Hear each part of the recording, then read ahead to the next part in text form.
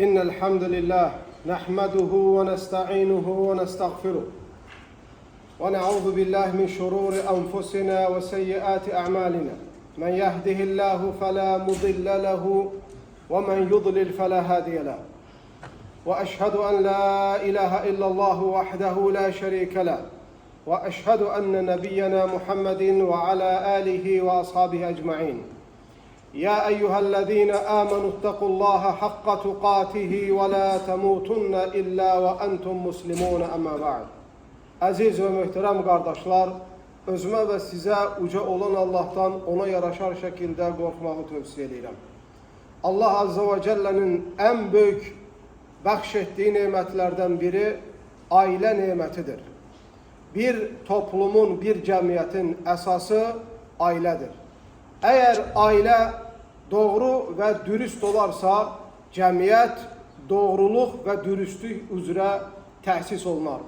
Eğer aile fesada uğrayarsa, eğer aile harap olarsa, cemiyet de ailenin harap olduğu nispetinde harablığa ve fesadlığa uğramağa məhkum olar.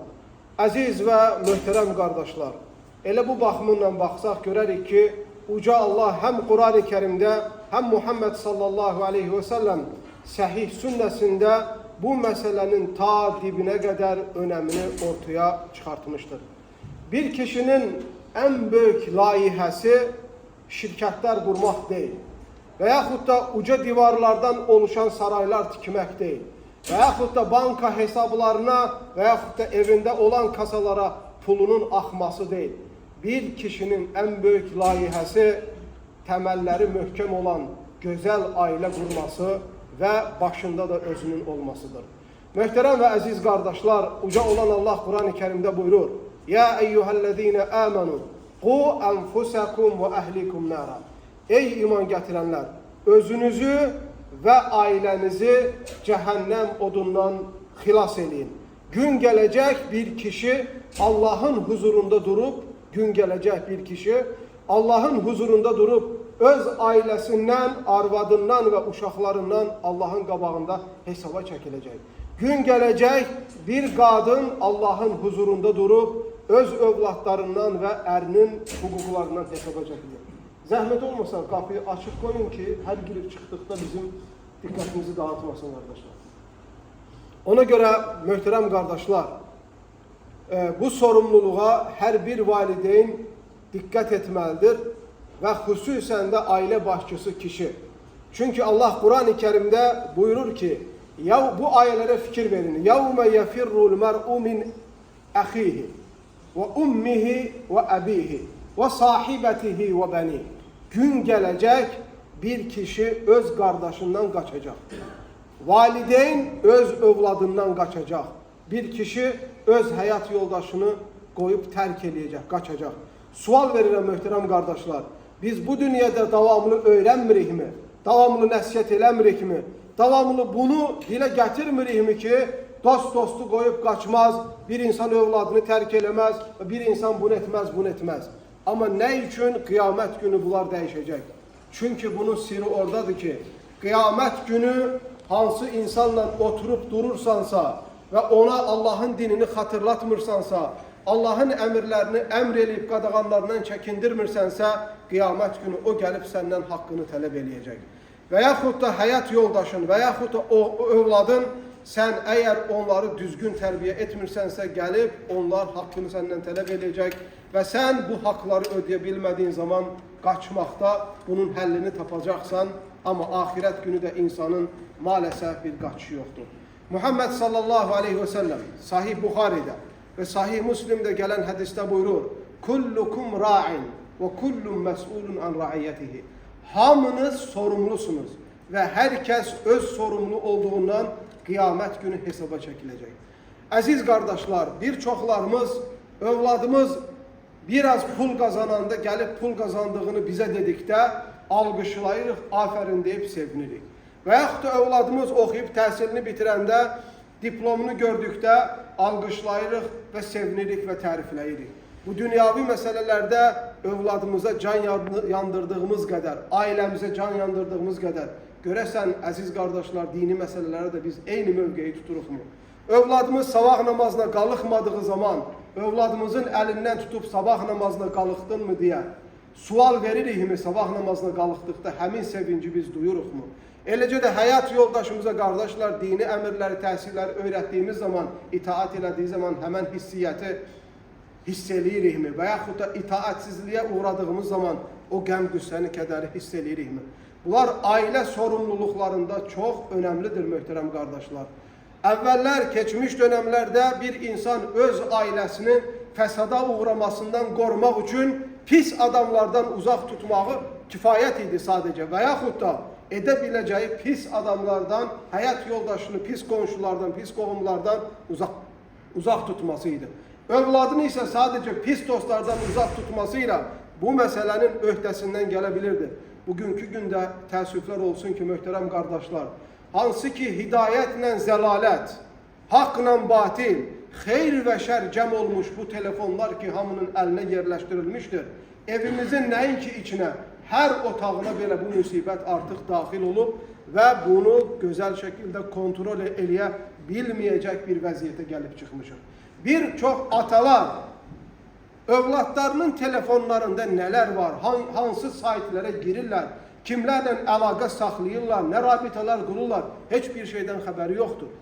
Bir çox atalar övladlarının hansı yolda olduğuna, dostları ilə hansı üslubda xitab edildiyindən gerçəkdən xəbərləri yoxdur.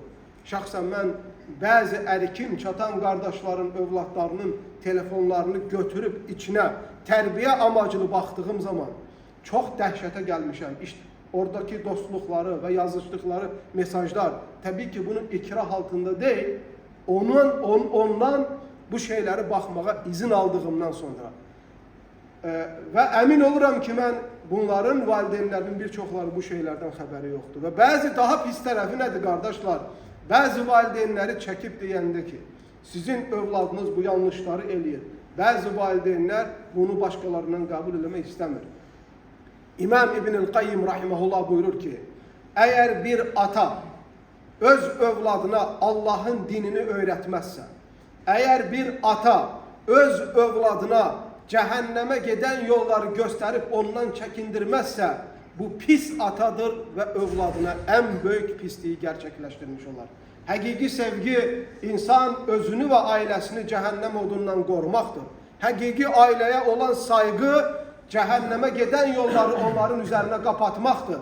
Həqiqi həyat yoldaşı və övlad sevgisi cənnətlə bərabər, cənnətdə onlarla bərabər səni aparan yolları onların önündə açılmasına vəsilə olmaqdır. Budur qardaşlar möhtərəm, budur qardaşlar ən önəmli sevginin əlamətləri. Yoxsa insan hamımız bilirik ki, dünyada faniyik. 2 gün, 3 gün, 5 gün ondan sonra hamımız dünyadan köçüb gedəcəyik. Onun üçün əgər bir adam həyatdakı, bu dünyada yaşadığı ailəsi ilə bərabər cənnətdə olmaq istəyirsə, mütləq sorumluluqlarını əda etməlidir. Ailə tərbiyəsi üçün qardaşlar təməl qaydalar var. Onlardan birincisi, bir kişi öz həyat yoldaşına başda, sonra isə övladlarına doğru inancı, doğru əqidəni öyrətməlidir. Tövhidi öyrətməlidir. Onlara küfrün, şirkin nə qədər təhlükəli olduğunu başa salmalıdır. Böyük günahlardan çəkinməyi onlara öyrətməlidir. Bunun üçün vaxt ayırmalıdır. Bəzən bizdən ailələrimiz, qardaşlar, onlara dəbdəbəli paltarlar alıb, dəbdəbəli restoranlara aparıb yedirtmək, içirtmək deyil. Onları önümüzdə otuzdurub, sorumluluqla onlara həqiqəti öyrədə bilməmizdir. Baxın, Allah Teala Quran-ı Kerimdə ailəyə doğru əqidəni öyrətməyin əhəmmiyyəti haqqında Loğman surəsində nə buyurur? Loğman əleyhissalam ailəsinə, övladına belə tövsiyə edir. Ya buneyyə, la tuşrik billah, inne şirke le zulmun azim. Ey övladım, Allah'a şərik qoşmaq. Həqiqətən Allah'a şərik qoşmaq ən böyük zülümdür. Loğman əleyhissalam bunu öz övladını qarşısına qoyaraq tövsiyə edir.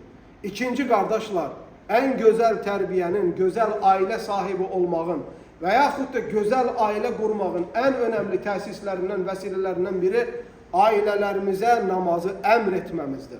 Həyat yoldaşlarımız və yaxud da övladlarımız onlara Allahın əmr etdiyi bu namazı əmr etməliyik. Allah Quran-ı Kerimdə buyurur, وَأْمُرْ اَهْلَكَ بِالصَّلَاتِ. Ey Muhammed, sen ailene namaz kılmalarını emret. Peygamber sallallahu aleyhi ve sellem buyurur: Muru evladakum bis salati lis-seb'i. Evlatlarınız 7 yaşına çatanda onlara namaz kılmağı emreleyin. Namaz İslam dininin direğidir kardeşler. Kıyamet günü emellerden ilk soruşulacağımız emeldir. Muhammed sallallahu aleyhi ve sellem bu dünyadan köçerken ruhunu teslim etmeden önce ümmete en son tövsiyesi "Es-salatu, es-salatu ve ma meleket eymanukum" olmuştur. Namazlarınızı koruyun, namazlarınızı koruyun.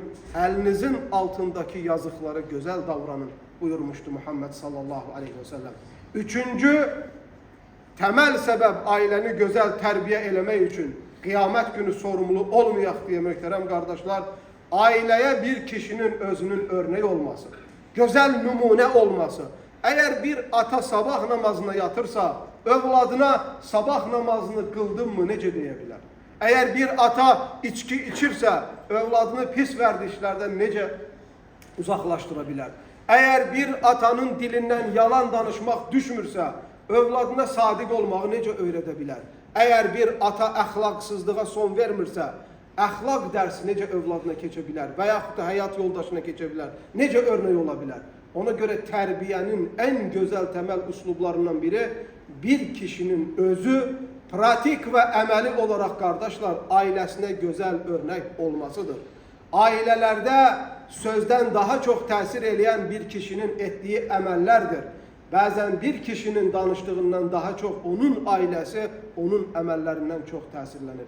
Ali radıyallahu anhu buyurur ki siz emellerinizle davet edin. Emellerinizle güzel örnek olun. Ekser adamlar sözleriyle emelleri ters geldiği zaman evde dini elimleri, təhsilləri verməkdə çətinlik çəkir. Səbəblərdən və vəsilələrdən ən önəmlisi qardaşlar, gözəl ailə tərbiyə eləmək üçün ailə üzvlərimizin hamısını pis adamlardan uzaq tutmaq üzərimizin borcudur. Həyat yoldaşı qeybət eləyən, ara vuran, fitnəkar qadınların yanına qoymayacaqsan. Əxlaqsızlığı ilə övünən qadınların yanına qoymayacaqsan. Həyat yoldaşının əxlaqına, elminə təsir eləyən kim varsa hamısından uzaq saxlayacaqsan. Bunun içinə qohum da daxildir, bunun içinə qonşu da daxildir. Həyat yoldaşın sənin ən qiymətlindir, ən gözəl sərvətindir. Həyat yoldaşın səndən bir parçadır. Əmr olunmuşsan ona gözəl davranmağa və Allahın əmanətidir. Allahın əmanətini doğru şəkildə qorumaq onun sənin üzərində olan haqlarındandır. Eləcə də övladlarınızı möhtərəm qardaşlar, pis insanlardan uzaq saxlayacaqsınız. Nəişə çəkənlərdən, zina eləyənlərdən, oğurluq eləyənlərdən, söyünç söyənlərdən, böyük kiçiklə davranış tərbiyəsi olmayanlardan uzaq saxlayacaqsınız.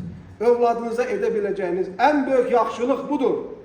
Yoxsa xətrinə dəyməyim deyib övladlarınıza pul verərsinizsə, maşın verərsinizsə, oturub durduğu adamları kontrol eləməzsinizsə, qiyamət günü cəhənnəmə səni ən tez yumalayan övladlardan olacağından qəti şübhən olmasın. Peyğəmbər sallallahu aleyhi və səlləm buyurur, Muhammed sallallahu aleyhi və səlləm buyurur, El-mar'u ala dini xalilihi fəlyanzur əhədəkum mən yuxalib. Kişi dostunun dinində olar, sizdən biriniz baxsın kiminlə dostluq eləyir. Bir çox nəişə çəkənlər, nəişə çəkərək doğulmayıb möhtərəm qardaşlar, nəişə çəkənlərin yanına getdiyi üçün nəişliyə başlayıblar. Bir çox zina bəlasına düşənlər, bir çox pis vərdişlərə düşənlər, o vərdişləri elə dünyaya gəlməyiblər. Oturub durduğu adamlarla təsirlənərək bu bəlaya düşüblər.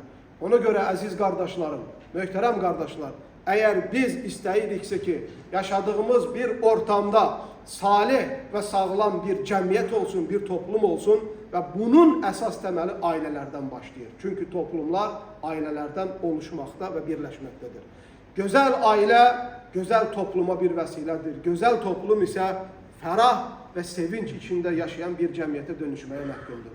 Uca Allah'tan gözəl adlarıyla, uca sifətlərlə diləyirəm. Gözəl ailə sahibi olmağa hamımıza yardım eyləsin. Bizi və ailəmizi cəhənnəm odundan xilas eyləsin. Və bizi və ailəmizi, əziz qardaşlarım, bütün fitnədən və fitnə əhlinin şərindən qorusun. Və aqulu mə təsma'un və əstəğfirullahil azim li və ləkum ve li sairil muslimine min kulli zenb festagfiruhu innehu huvel gafurur rahim.